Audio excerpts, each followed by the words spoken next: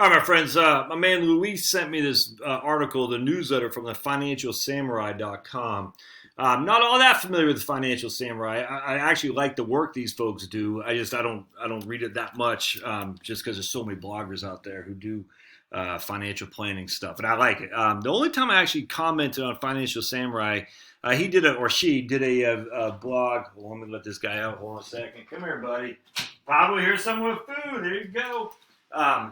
And what the Financial Samurai did was it was this couple in Manhattan who were living on like $600,000 or something like that. And the Financial Samurai was essentially saying that they needed $7 million to retire. And I sat there and I said, I was dismayed by, I said, you're missing something here. And there's something that they're missing is that they're not going to spend nearly what they're spending now when they hit retirement. It was weird that they didn't get that. But anyway, whatever. Look, I'm sure I've made 1,000 million mistakes on everything except for my stance on climate change. So I do not take that as a bashing of the guy or the folks. I'm just saying that was a big miss. But he's got a lot of good stuff on his website, so I definitely recommend you go to it. But anyway, I want to read this real quick, and I don't subscribe to the guy's newsletter. By all means, you should. I don't. But Louis sent this to me. So people who aren't regular readers of Financial Samurai always make fun of me for planning ahead. They call me foolish for not smelling the roses, not being satisfied. All right, whatever. I don't understand the criticism for planning ahead because thinking is free. Further, deep thinking might just make you wealthier, happier, and healthier. Below is one of the most important charts you'll need to focus on for the plan for the next 10 years. I don't see any trend of the selected items changing anytime soon. He talks about the price changes. I'm going to go into that here in just a second because this is critical, especially going back to the article I just said I posted, or the video I just did on the blog post I made a few weeks ago about Social Security, AWI versus COLA. All right, so we're going to come back to this here in just a second. So put that in the back of your head there. We'll come back. This is critical. If you are an able-bodied person who doesn't plan to eat right and exercise every day, you are gambling with your health and mortality. If you plan to rent for the next 10 years, make sure you truly do save and invest the difference. If you plan to have kids but are struggling to make ends meet, it's probably best to feel comfortable taking care of yourself before introducing new responsibility into your life. If you are a parent who thinks you must send your kid to the most expensive school, you are being sucked in by old society's views. I completely agree with that. It's rational to want something without having to work for it. It's also easy to stay stuck in the old way of doing things, but you must act rationally if you want to minimize your disappointments. All right, I'm going to go to this right here because this is the chart we got right here. It's the same chart. All right, so I'm telling you, my friends, this chart right here is so incredibly positive, and I can't believe people don't get this. All right. Overall inflation going back to 1997. Overall inflation is 55.6. All right, so you got overall inflation right there, 55.6, that dark black line.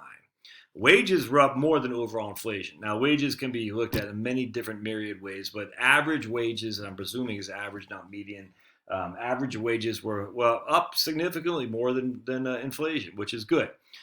Housing. Housing is right here. Housing just basically kept up with overall inflation at roughly 56%. Interesting, huh?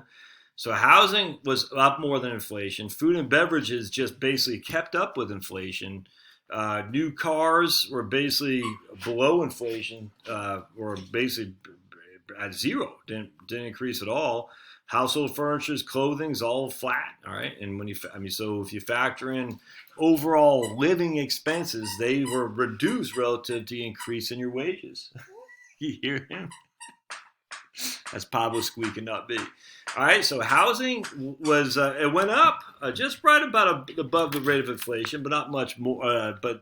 Right about the inflation, 55.6%.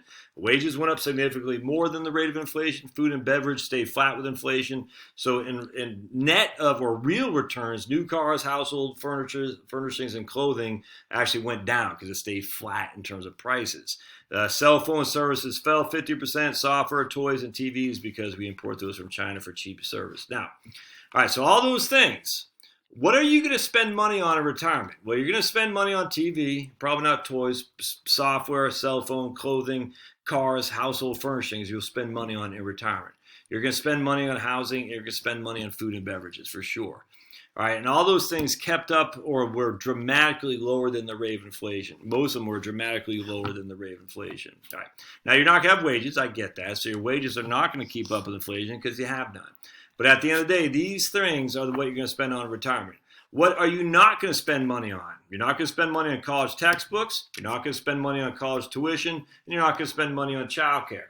But you are going to spend money on hospital services, maybe, and you'll definitely spend money on medical care. So of the major things that you're going to spend money on, one is a definitive, which is medical care. You're going to spend money on medical care. But the nice thing is you're starting from such a low amount as it is. Even that major increase isn't going to be extraordinary in terms of real dollars because you're starting from way down here to begin with. Housing, because you're starting way up here, because it's just keeping flat with inflation, will still grow more than your house, than your in terms of real dollars. Than your healthcare costs will, because housing is so much more expensive than healthcare stuff.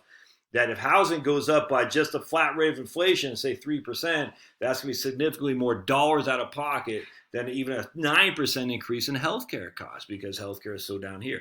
Hospital service is not definitive. There's no guarantee. And in fact, the likelihood of you needing hospital services is quite small. You're not going to need college textbooks. You're not going to need college tuition. In fact, my thing, in fact, is just listen to the Reason Magazine podcast today.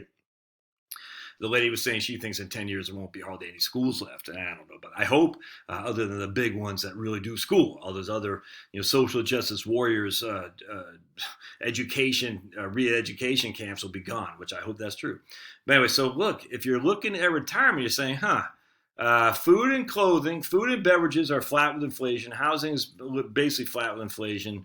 New cars gone down, housing gone down, furnishings gone down, clothing's gone down, cell phone, software, TVs have gone down. The only thing that's really definitive for me is medical care and services. That's it. Everything else has gone down. And yet average wages has gone up. So if overall inflation is 55.6 and we take out these things right here, hospital services, which is not likely to use, college textbooks, which you won't use, college tuition, which you won't use, and childcare, which you won't use, what does that do for your overall inflation as a retired? Interesting, huh?